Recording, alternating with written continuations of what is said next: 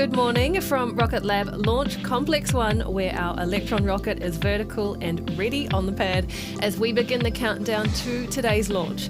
Thanks for joining us for our 47th launch and our 5th mission of the year, scheduled for liftoff at 10:14 local time or 22:14 UTC. In America, that is 18:14 Eastern and 15:14 Pacific.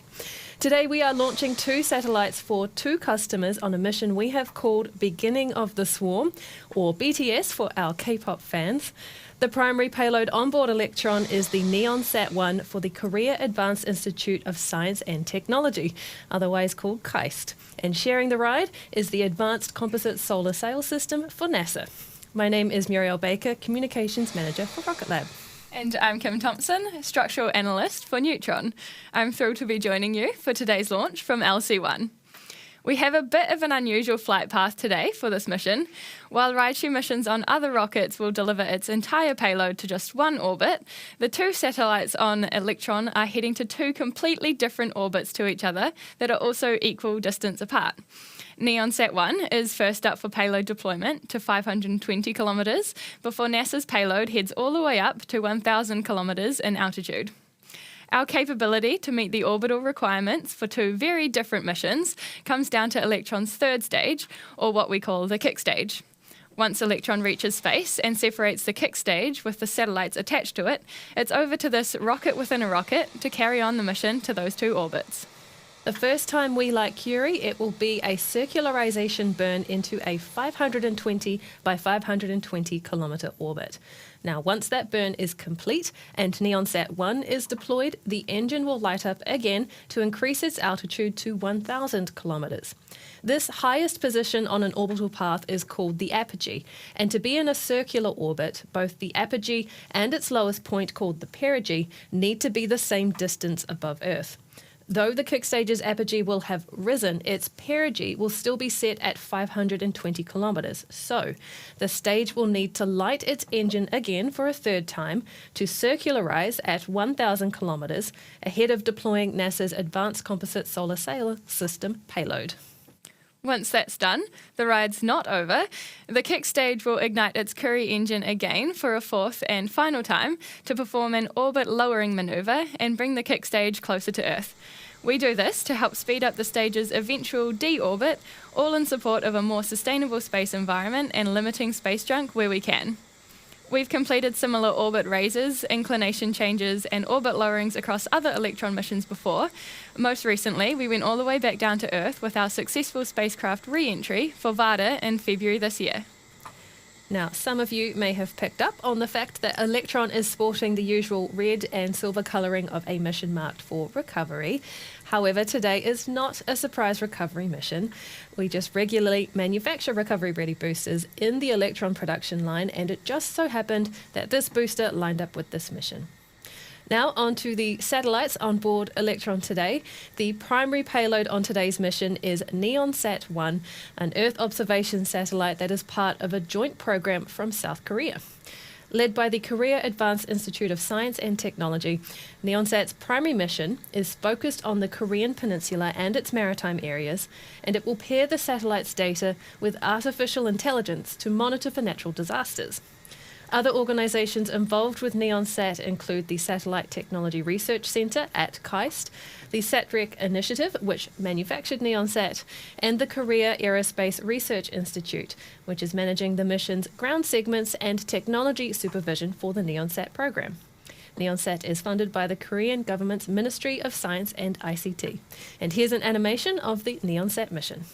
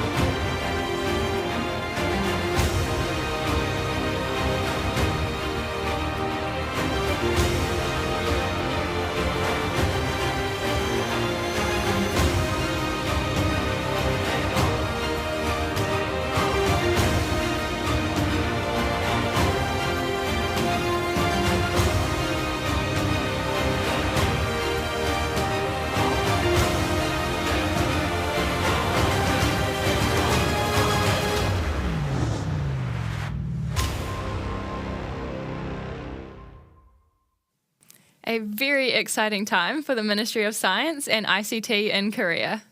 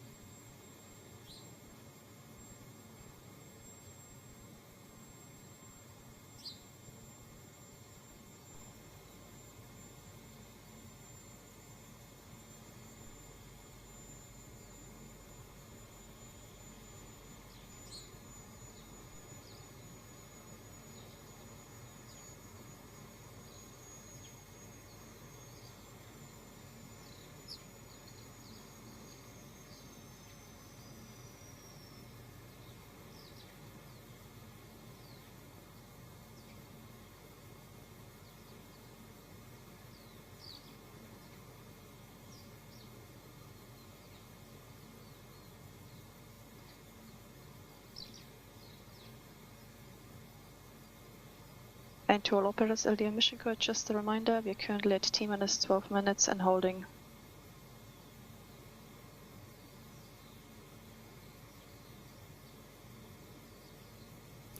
A quick update from Mission Control there. The launch director has called a hold at T-minus 12 minutes while the team works a ground system issue. Now, the good news is we have some buffer in this window, so we can comfortably sit here while the team works through it. We'll stand by, though, for an update from the operators.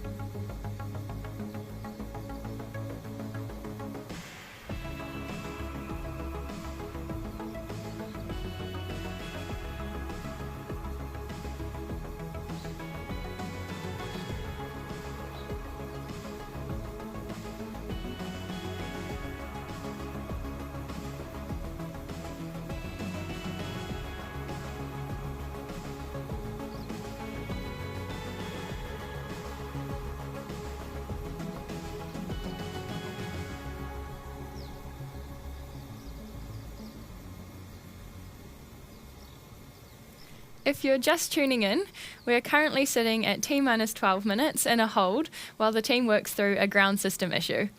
While we wait for an updated T0, we are being treated to beautiful views of Electron on Pad B at Launch Complex 1 in New Zealand. In fact, it's such a clear day that you can spot the Wairoa coastline in the background there.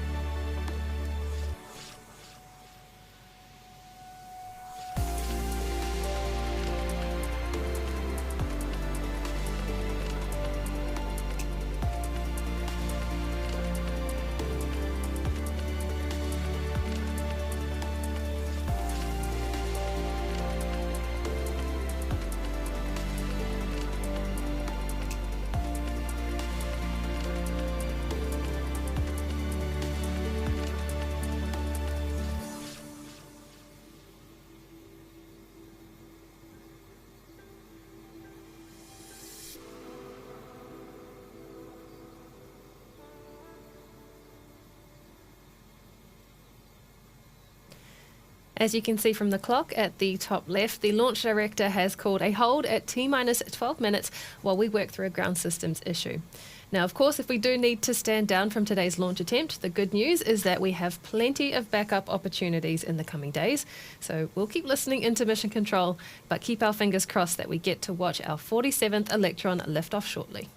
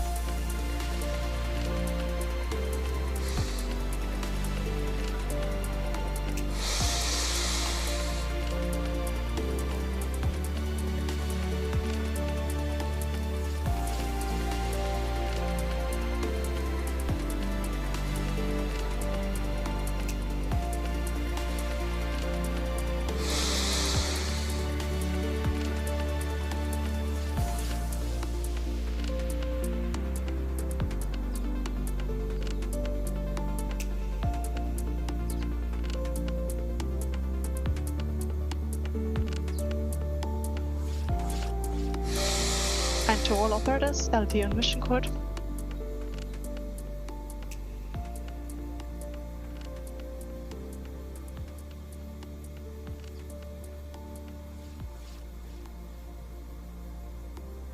We have resumed the count. We are currently at T-minus 11 minutes 35 seconds and counting. Please prepare yourself for go no-go call. Yep, Stage. Stages go. Avionics. Avionics is go. GNC. GNC is go. Recon. Recon's go. T1. T1 is go. GC. GC's go. PLS. PLS is go. RSO. RSO is go. MET. MET is go. RF. RF is go. MM. MM is go. LD sub. LD sub is go. We're currently T-minus 10 minutes and 50 seconds and counting. We go for the terminal count order sequence at T-minus 10 minutes. From this time, the 3-word hold procedure is in effect.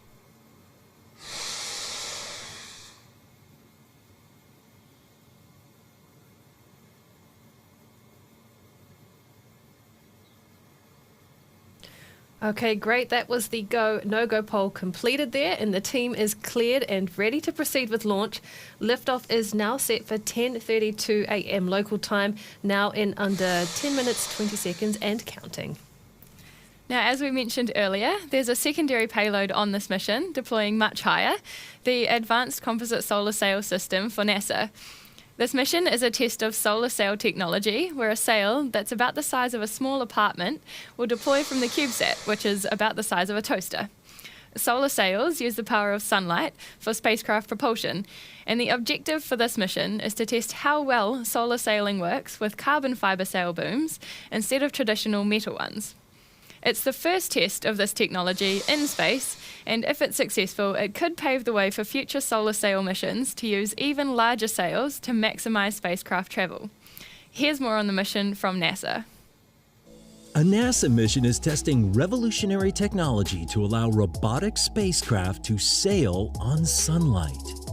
The Advanced Composite Solar Sail System introduces a new way to explore the cosmos.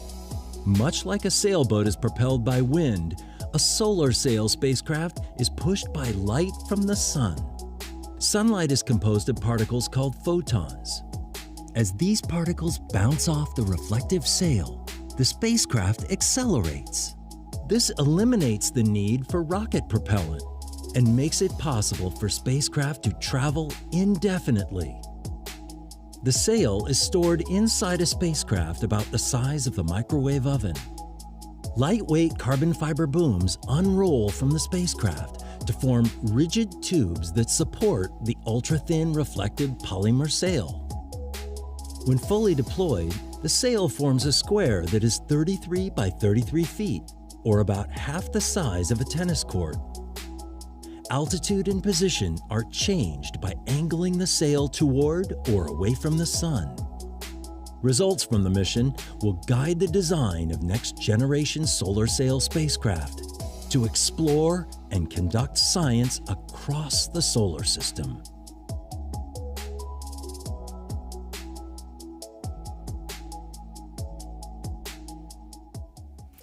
It's exciting to think that the technology tested on this mission could one day be in use for future NASA missions. Some of the potential use cases that could include solar sailing are space weather early warning satellites, asteroid and other reconnaissance spacecraft, and missions to observe the polar regions of the Sun.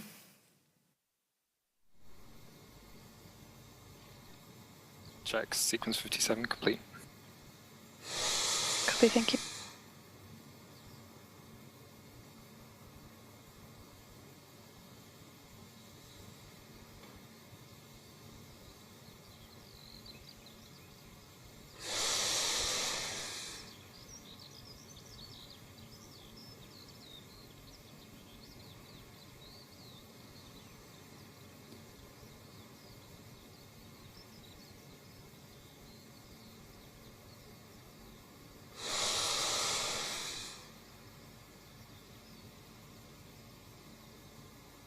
In under 7 minutes' time, the Electron rocket you see on your screen is scheduled to lift off from Pad B at Launch Complex 1 with KAIST and NASA's Payload.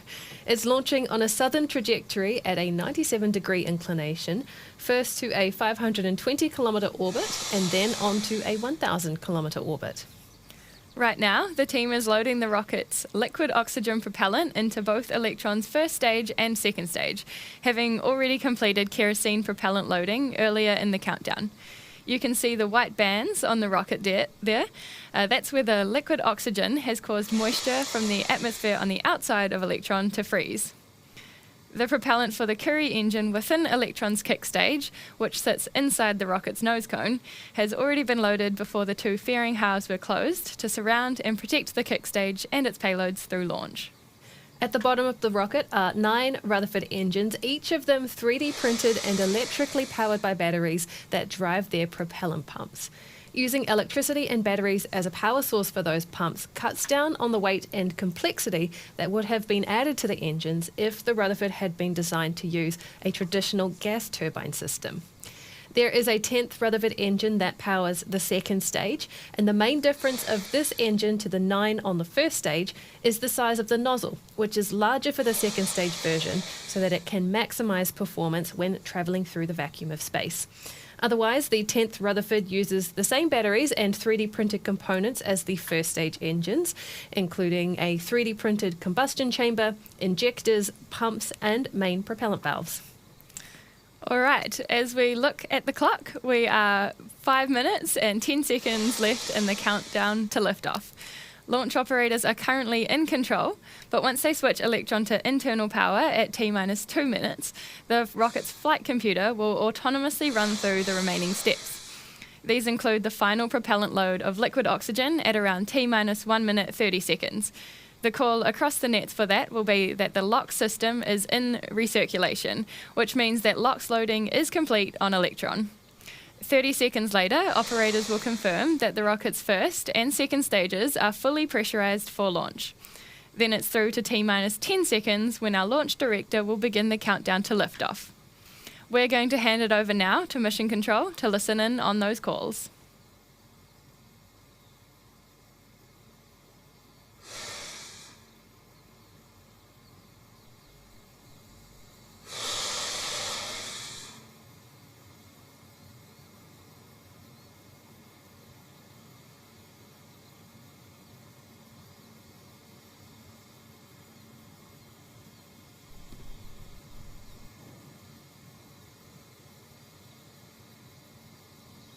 LD-GC mission.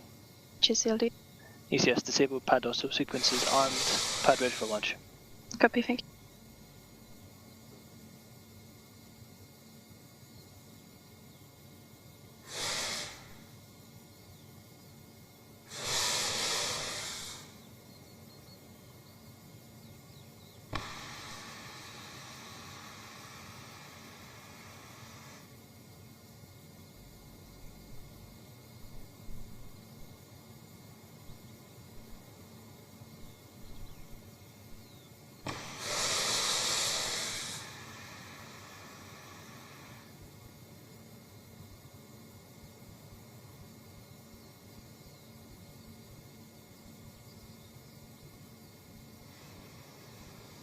To all operators, LD mission code. From now on, there should be no red flags on your critical LCCs. Recon LD mission code. LD Recon. Lock the auto sequence and confirm. Auto sequence is locked. Recon, please confirm all expected primary flight computer ASCIIs are green. Confirmed. We go for auto sequence start at T-minus 2 minutes. LD is go for launch.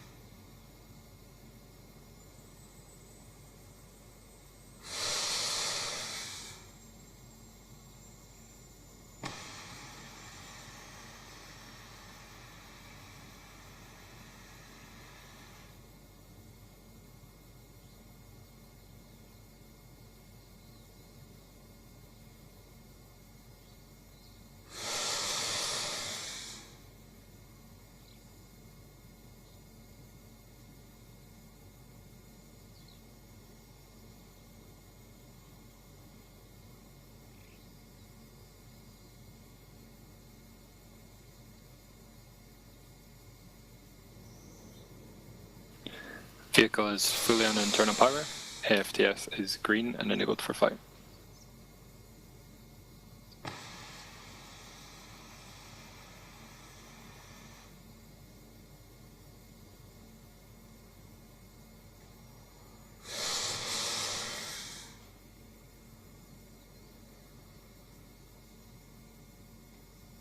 LOX load complete. System is in recirculation.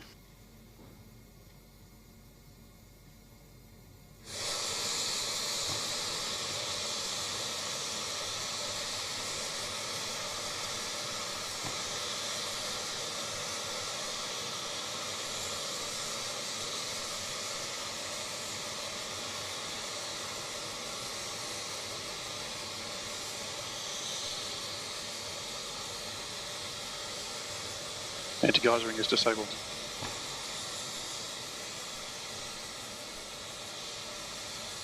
Stage 1 and Stage 2 tanks are pressed for flight.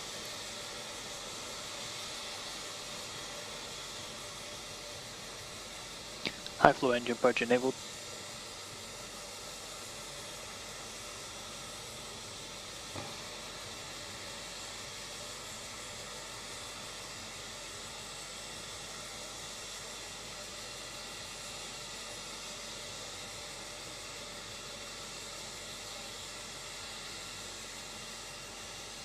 We are T-minus and 20 seconds and counting.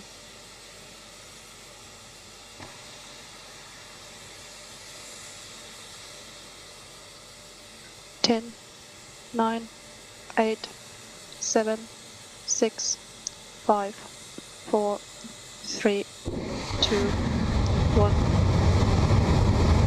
Liftoff.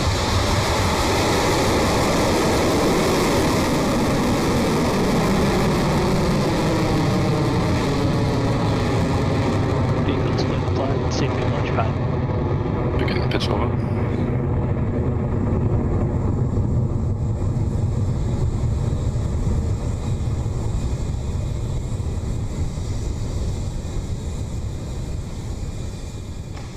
Stage 1 propulsion is nominal. The beginning of the swarm has begun its ride to space with that clean Electron liftoff from LC1.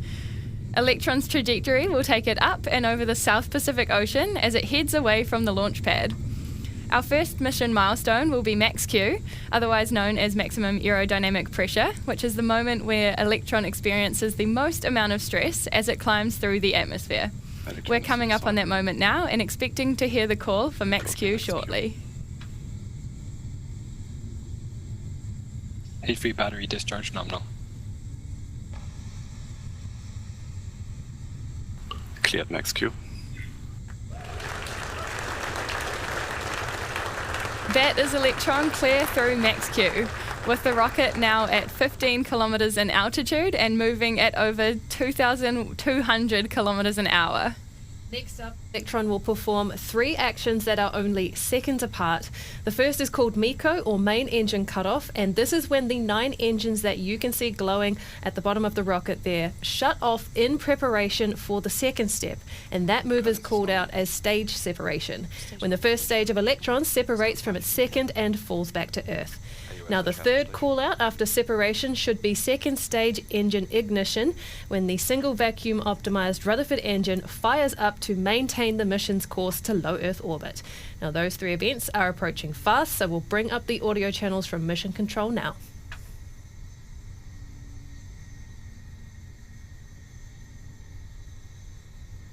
"15 seconds to staging. Entered burnout detect mode.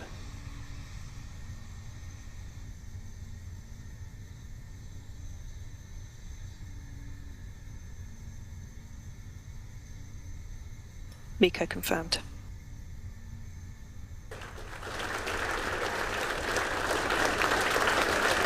Stage 2 ignition confirmed. Stage separation successful.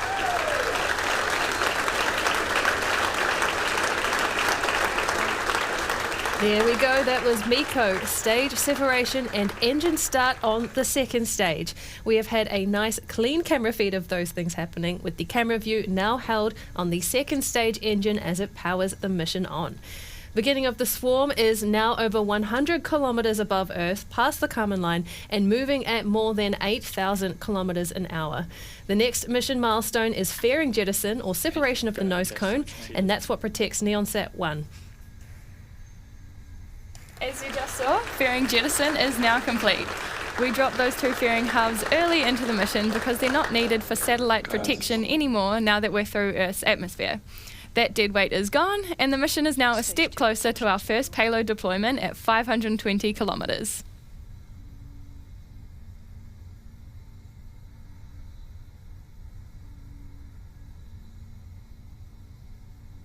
We have a couple of minutes to go until our next mission milestone, and that will be the battery hot swap on the second stage, currently expected to take place at the T plus 6 minutes 20 second mark. Right now, though, Electron's second stage is continuing along nicely to our target apogee of 520 kilometres for our first payload deployment for KAIST.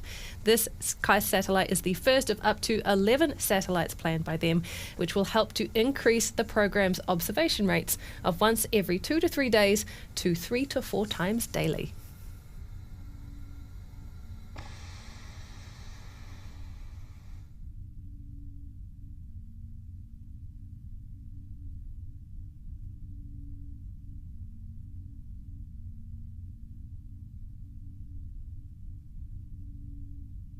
It's T plus 4 minutes into the mission. Electron is still progressing smoothly through flight, and all remains healthy with KAIST and NASA's satellites. For NASA's payload, packed into this small satellite are composite booms that will unfurl once the payload is deployed, much like how a butterfly's wings emerge from its cocoon.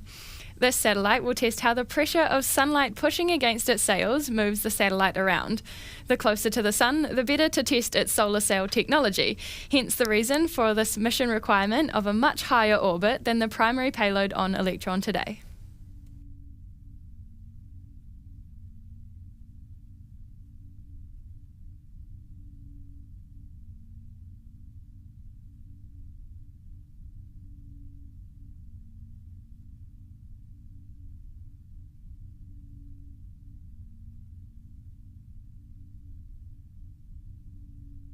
Throttling down. T plus 5 minutes 32 seconds, and our launch operator's next call out will be for the battery hot swap.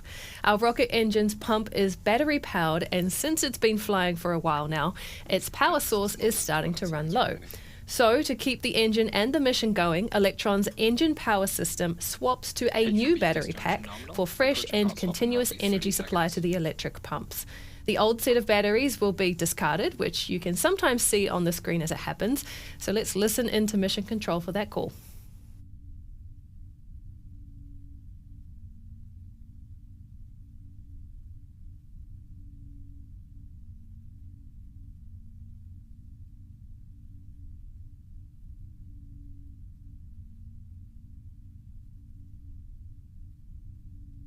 Hot swap successful. And as confirmed by Mission Control, battery hot swap has been completed for the second stage Rutherford engine. Propulsion remains nominal, and the mission is continuing on its journey to that first payload deployment with KAIST and Neonsat 1. Now, of course, once Neonsat 1 is deployed, that is only the first of 2 satellites to be released on this mission. Electron is also carrying NASA's Advanced Composite Solar Sail System satellite that will be deployed at twice the altitude we're heading to now, from 520 kilometres above Earth to 1,000. To do that, we'll first need to repeat the stage separation process we completed earlier in the mission, this time separating Electron's third stage, or kick stage, from the second stage that's currently firing hot on your screen. That second engine cut-off milestone, which you'll hear called out at SECO, is expected at around 9 minutes into the mission.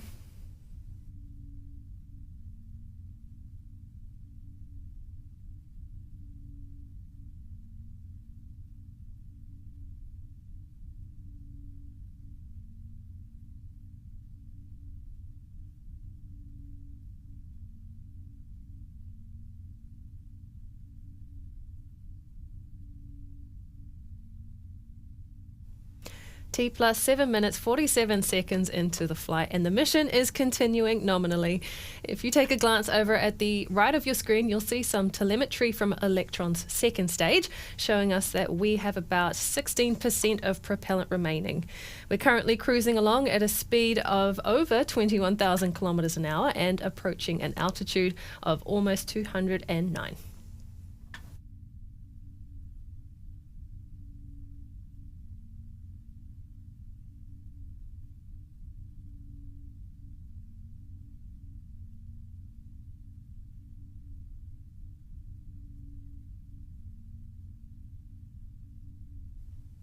We're coming up now to engine cutoff on the second stage, the last action this stage will perform for the mission.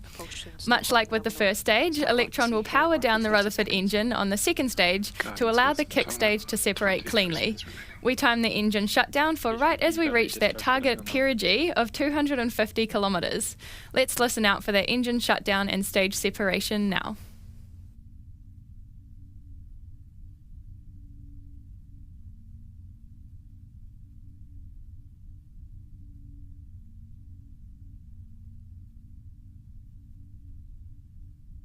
Seeker confirmed.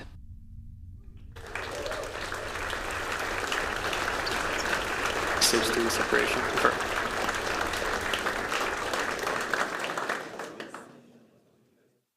A great call from Mission Control. The second stage engine has turned cold and the kick stage has separated, ready to begin the payload deployment process. Now, this mission, of course, is a little different to a regular Electron mission, so here's a reminder of how today's two deployments will work. Now that the kick stage has been released, it will now go into a phasing orbit of Earth. Because it's been set into an elliptical orbit from its perigee, it needs to head around to the other side of the planet to an apogee of 520 kilometres before it fires up the Curie engine to course correct into a circular orbit. Now, once it does, NeonSat-1 will be deployed to begin its mission for KAIST, and that will be Phase 1 for the kick stage. Phase 2 will see it light up its engine again to perform an apogee raise to 1,000 kilometres, the target altitude for NASA's satellite. That apogee raise will bring the kick stage out of a circular orbit and back into another elliptical one. Here, the kick stage will do another half pass of Earth before the dots reconnect again at 1,000 kilometres, where it will light up its Curie engine for a third time to circularise its orbit before payload deployment. Once that's done, it will be on to Phase 3. The Curie engine will ignite a fourth and final time to undo its circularization and bring it back into an elliptical orbit. This orbit-lowering maneuver will help to speed up the kick stage's deorbit, doing our best to keep space as tidy as possible.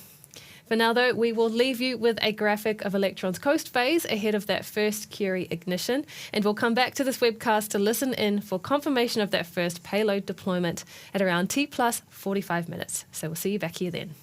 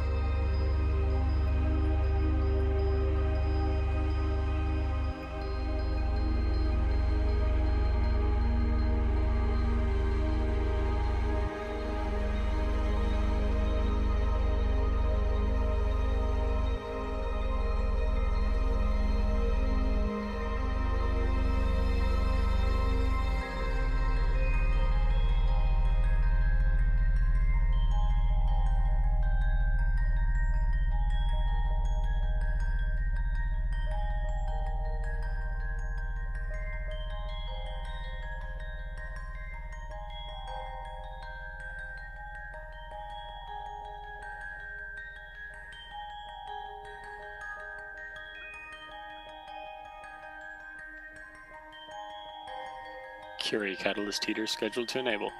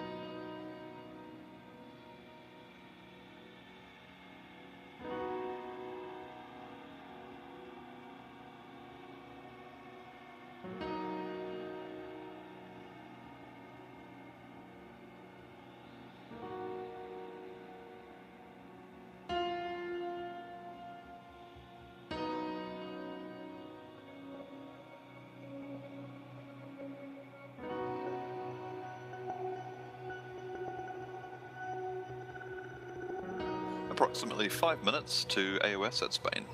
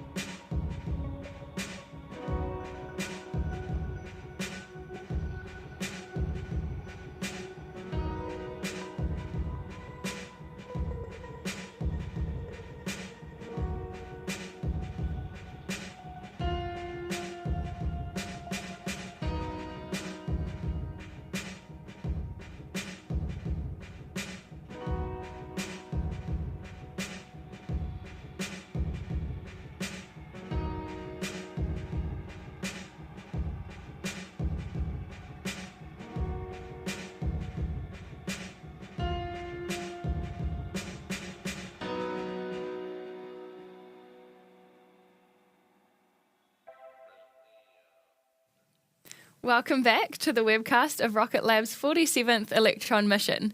We're here for the deployment of Electron's first payload on this mission, the NEONSat-1 satellite for the Satellite Technology Research Centre at the Korea Advanced Institute of Science and Technology. If you're just joining us, we had a successful liftoff of Electron at 10:32 local time, successfully ran through all our mission milestones, and now we're awaiting the first Curie ignition ahead of payload deployment. We actually have two payloads on this mission, NEONSat-1 and the Advanced Composite Solar Sail System by NASA, being deployed to two different orbits today. After NeonSat-1's deployment, Electron's kick stage will ferry NASA's payload to a 1,000-kilometre circular orbit, almost twice the distance for the orbit for NeonSat-1, which is about to be deployed. Now, since the kick stage's release from Electron about 40 minutes ago, it has since completed its first pass of Earth, and we are now moments away from that first ignition. So let's listen in.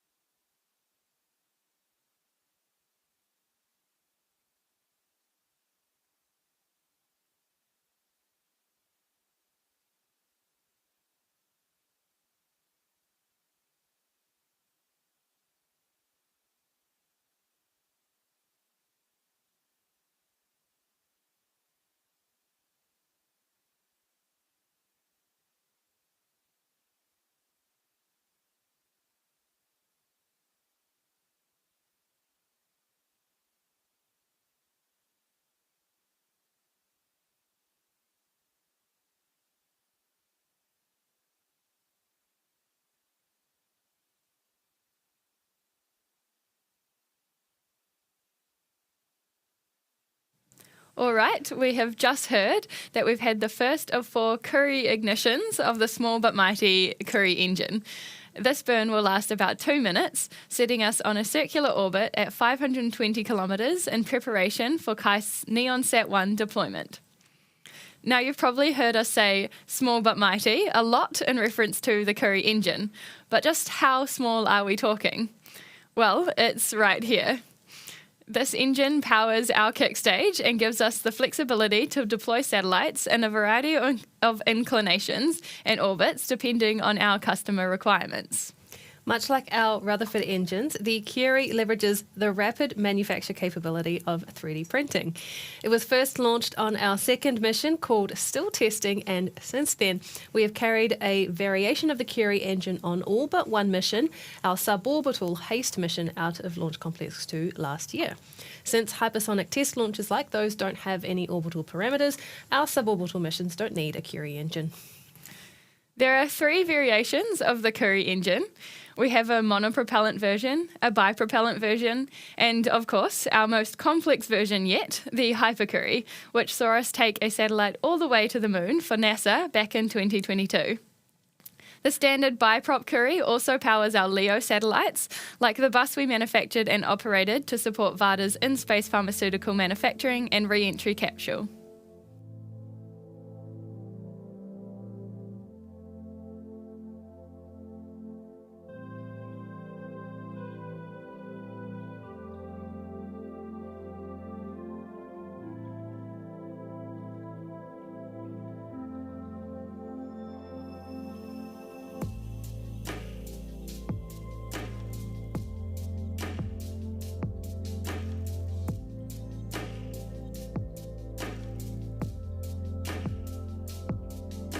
Expected payload deployment.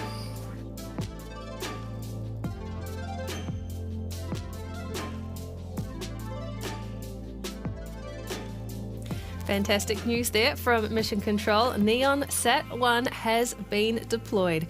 Congratulations to KAIST and its mission partners at the SatRec Initiative, KARI, and the Ministry of Science and ICT. And all the best with NeonSat's operations starting from right now. The kick stage's journey is far from over though. In the next 3 minutes, it will light up its engine again to raise our apogee and carry NASA's payload to its target 1,000 kilometre altitude. With about an hour until the Advanced Composite Solar Sail System's expected deployment, we'll be ending the broadcast here, but we'll be sure to share with you confirmation of the payload's deployment across our website and social media channels. So check us out there for updates on the kick stage and deployment of NASA's payload. Thank you so much for joining us for today's mission. This is Rocket Lab Mission Control signing off.